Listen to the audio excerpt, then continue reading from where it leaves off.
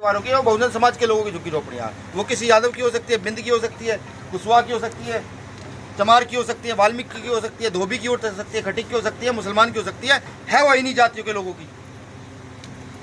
ये समझना पड़ेगा मैं ऐसा क्यों है।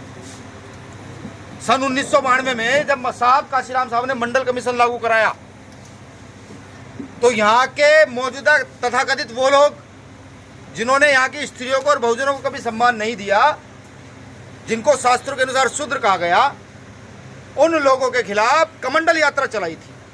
मंडल कमीशन तो जानते होंगे ना, बैकवर्ड है जो यहाँ शेड्यूल कास्ट जानते होंगे मंडल कमीशन क्या है। मंडल कमीशन में 40 सिफारिशें थी, 2 सिफारिशें लागू हुई। मैं बताऊंगा नहीं कौन सी लागू हुई, मैं क्यों बताऊं। पहला सवाल तो यही है भाई, जिसके अधिकार वो क्यों ना जाने, क्यों किसी नेता के पीछे रहे, क्यों अपने क्षेत्र से नेता बना के खड़ा नहीं कर सकते। यही तो देश का दुर्भाग्य है भाई। मैं यहाँ आया, आपने मान सम्मान दिया और मैं सारी चीज़ें बोलना शुरू कर दूं भाई मंडल कमीशन में ये था, स्टेट में ये था, कॉन्स्टिट्यूशन आर्टिकल 19 अधिकार देता है, तो उससे क्या फायदा होने वाला है। क्या इस देश की सोई हुई जनता, वो जनता जाग जाएगी जिसके बुजुर्गों ने इस देश के लिए सब कुछ किया हो? जाग जाएगी? नहीं जाएगी। मेरी बातें आपको बुरी जरूर लग रही होंगी, लेकिन ये सत्यता है। जब कोई बुद्धिजीवी मिले, आज से ढूंढना शुरू कीजिएगा प्रत्येक बैकवर्ड की जाति से आने वाला व्यक्ति कि मंडल कमीशन की वो 40 सिफारिशें क्या थी जो इस देश में लागू होनी चाहिए थी।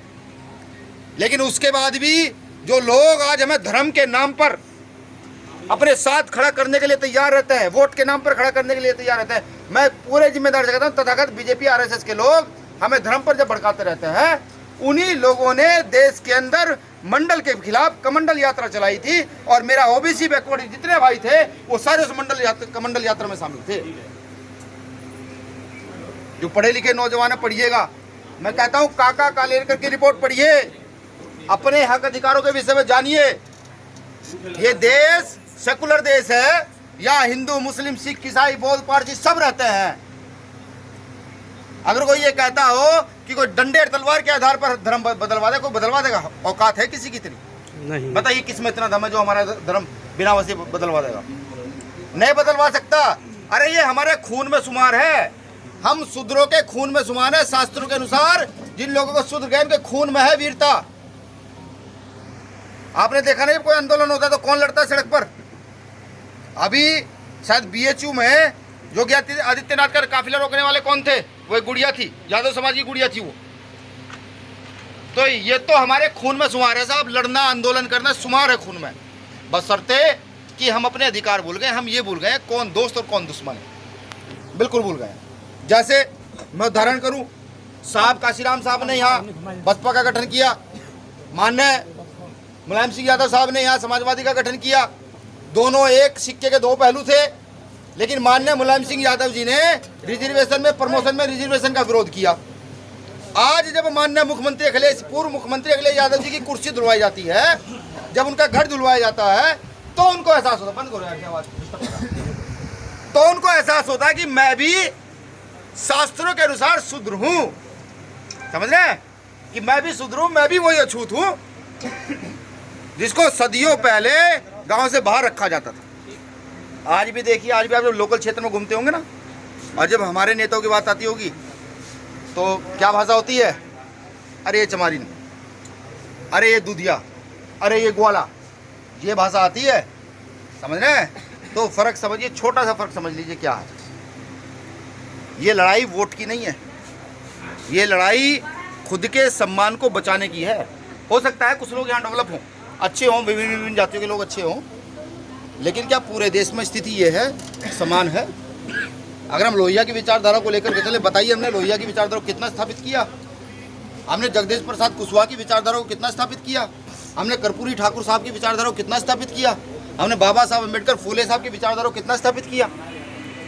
तो सवाल ये नहीं है कि आप रहते कहाँ हैं, सवाल ये है जहाँ आप हैं वहाँ जिंदा हैं या मरे हुए हैं। अगर जिंदा हैं तो मुझे लगता है जो हमारे महापुरुष थे, जो हमारे पिता रहे हैं, जिन्होंने देश के लिए, कौम के लिए बहुत कुछ किया है, उस काम को लेकर के हम आगे बढ़ें। और अगर मरे हुए हैं तो भाई देखो, मरे हुए को तो भगवान जिंदा नहीं कर सकता। भीम आर्मी के लोगों की तो क्या वैल्यू है? समझ रहे? तो जिंदा बनने का प्रयास कीजिए।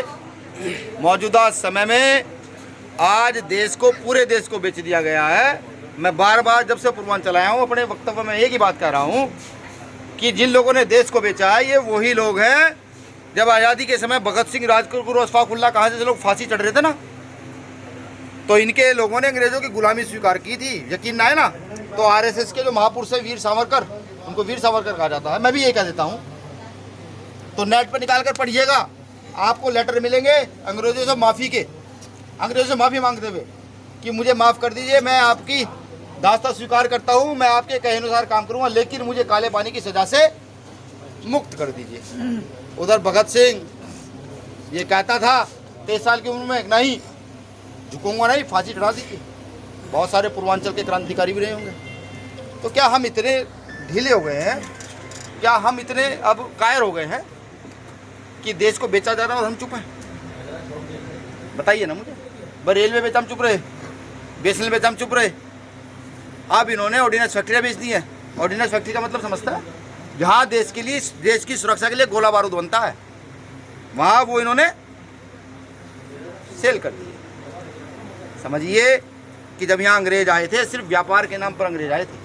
अब ये काले अंग्रेज, अडानी, अंबानी और मोदी, ये काले अंग्रेज यहाँ हैं, ये भी देश को धीरे धीरे धीरे धीरे करके गुलामी की ओर लेकर के जा रहे हैं। तो आप जहाँ रहते हैं वहीं बैठ करके जागृति कीजिए। सबके हाथ में फ़ोन है, इंटरनेट पर सारी सुविधाएं मिलती हैं, हर जानकारी इंटरनेट पर आती है। जहाँ भी रहते हैं वहाँ पर सारी जानकारी रखिए, बच्चों को बताइए, आने वाले समय के आंदोलन के लिए तैयार कीजिए।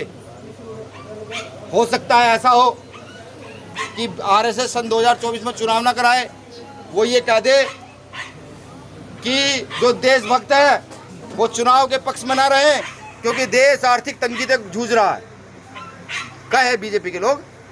और वो ये भी कहें जो देशद्रोही हैं वो चुनाव के पक्ष में रहेंगे। यानी कि देशद्रोही कौन होंगे?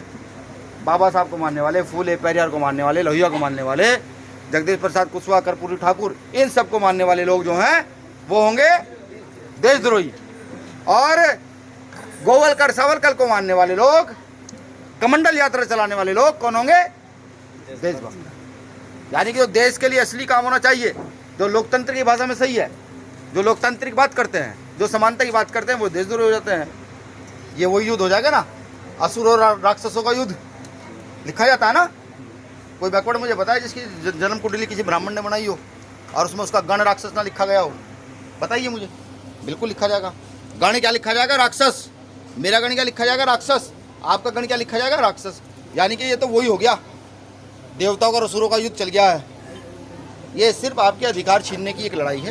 वो लोग आपके अधिकार को ख़त्म कर देना चाहते हैं, मनुस्मृति स्थापित करके, और आप अपने अधिकार पकड़ कर रखना चाहते हैं, आगे की ओर खड़े रहना चाहते हैं। सिद्धांतों को जिंदा कीजिए, महापुरुषों को पढ़िए, और पढ़ने के बाद तय कीजिए, पढ़ने के बाद तय कीजिए कि क्षेत्र में कौन व्यक्ति आगे की ओर बढ़ेगा और कौन व्यक्ति यहीं रहेगा। मुझे पूरी उम्मीद है। देखिए, भीम आर्मी ने मनोज भाई जैसे और भी हमारे साथी, हमारे जिलाध्यक्ष भी हैं यहाँ पर गाजीपुर के, शत्रुघ्न भारती साहब, और ये हमारे पी के सागर साहब, बहुत पुराने हमारे कार्यकर्ता हैं, मऊ जिले से हैं, प्रदेश महासचिव हैं। अभी हमारे पूर्वांचल प्रभारी भाई कमलेश सचान जी भी हैं। ठीक, हमारी यहाँ पर जो हमने पार्टी बनाई है आजाद समाज पार्टी का काशीराम, उसके भी कार्यकर्ता हैं। लेकिन मैं ये नहीं कहता कि वो आप पार्टी से जुड़ो, बिल्कुल नहीं कहता। मैं सिर्फ इतना कहता हूँ, हक अधिकार जान लो। अगर आपको ये लगे कि चंद्रशेखर आजाद, विनय रतन सिंह, एडवोकेट मनोज, पी के सागर, शत्रुघ्न भारती, ये सब लोग हक अधिकार के लिए लड़ रहे हैं, ये हमारे लीगल सेल के प्रदेश उपाध्यक्ष है। अगर आपको ये लगे कि वाकई हम लोग सिर्फ अधिकारों के लिए लड़ रहे हैं, तो हमारे कंधे कर दीजिएगा मजबूत, साथ खड़े हो जाइएगा और कहिएगा भैया अब आपके साथ खड़े हैं।